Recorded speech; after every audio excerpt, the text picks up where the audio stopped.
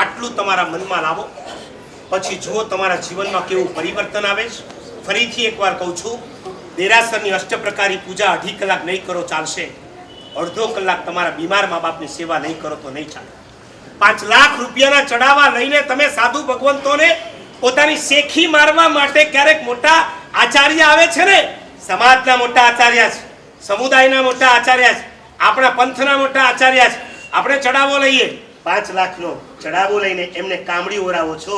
જરા ઘરે જઈને જુઓ તમારી બાના સાડલામાં કેટલા કાણા છે, તમારા બાપુજીના ધોતિયામાં કેટલા કાણા છે.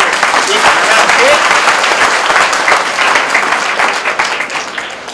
અમને કામડી નહીં ઓરાવો ચાલશે, એમના કપડાં બદલાવી આપો.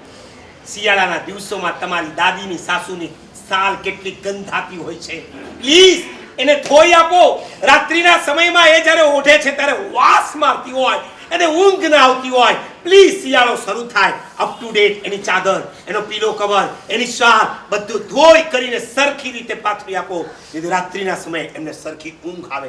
મને એ નથી સમજાતું, કેટલાક શ્રીમંતો પોતાની ફેક્ટરીના સ્ટાફ માટે ક્વાર્ટર્સ રૂમ બનાવે છે, પણ સગા મા બાપ માટે શાંતિથી રહી શકે એવો એક રૂમ નથી બનાવતા. તમે દેરાસરમાં જઈ ધૂપ ચાલુ કરો છો. જેના માટે આવલા મણિભદ્ર ઘંટાકર્ણ 1/2 કલાક ધૂપ ફેરવે છે. ત્યાં ધૂપ નહીં ફેરવો ચાલશે. તમારા મા બાપને મચ્છર કરડે છે ને ત્યારે કછુઆ છાપ અગરબત્તી ધરાવી નાખો.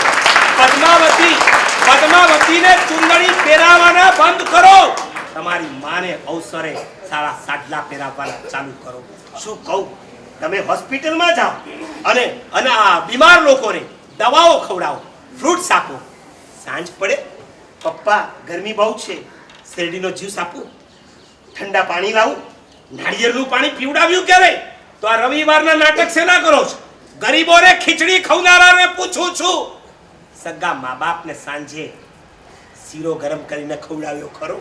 બોખા છે, દાંત નથી, ચાવી શકે એમ નથી. લાવ, મારી બાને આજે હું શીરો બનાવીને ખવડાવું, એમને શીરા ખવડાવો, ત્યાં ખીચડી નહીં ખવડાવો તો ચાલશે. હસવું તો ત્યારે આવે છે જ્યારે મા બાપને હેરાન કરીને પરલોકમાં મોકલ્યા હોય, પછી પોતે રડવાના નાટક કરતા. આખી જિંદગી રડાવ્યા, પછી પોતે રડવાના નાટક કરે. હદ તો ત્યારે થાય છે, 1 વર્ષ જ્યારે પૂરું થાય, મા બાપની શ્રદ્ધાંજલિની તિથિ આવે, ફૂલ સાઈઝના મા બાપના ફોટા લગાડશે, 400 રૂપિયાનો હાર ચડાવશે, ધૂપ દીપ કરશે. સારું છે, તમારા મા બાપ આ જોયા પછી જીવતા નથી થતા. થાય ને તો એ ફોટો ફ્રેમ તોડી 1 લાખો મારે. જીવતા તાર પાણીનો ગ્લાસ નથી આપ્યો, મર્યા પછી હવે આ ફૂલના હાર